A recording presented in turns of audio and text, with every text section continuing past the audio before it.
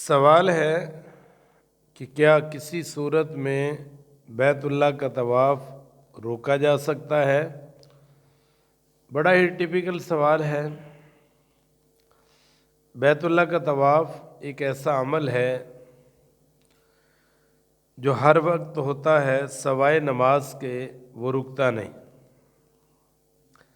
بلکہ پچھلے دنوں ایک ویڈیو وائرل ہوئی اور اس میں یہ بات دیکھی گئی کہ جب حکومت سعودیہ نے کسی وجہ سے بیت اللہ کے طواف کو روکا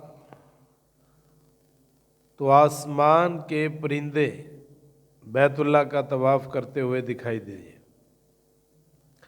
تو سوال یہ ہے کہ کیا بیت اللہ کا طواف روکا جا سکتا ہے؟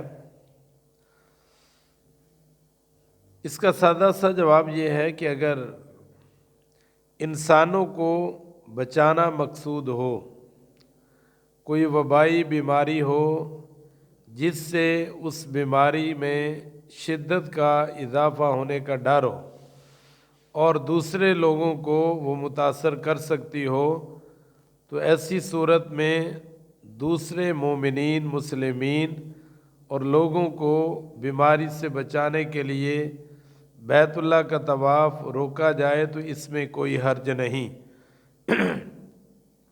کیونکہ زندگی کا تحفظ انتہائی ضروری ہے اور مومن کی عزت بیت اللہ کی حرمت سے بھی زیادہ ہے۔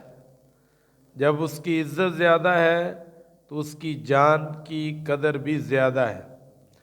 لہذا اگر کوئی ایسی مجبوری ہو کہ جس سے وبائی بیماری کے پھیلنے اور اس کے اثرات میں اضافے کا ڈر ہو تو بیت اللہ اس مصلحت کی بنیاد پہ روکا جائے اور اس طواف بیت اللہ کا طواف روکا جائے تو اس میں کوئی حرج نہیں ہے۔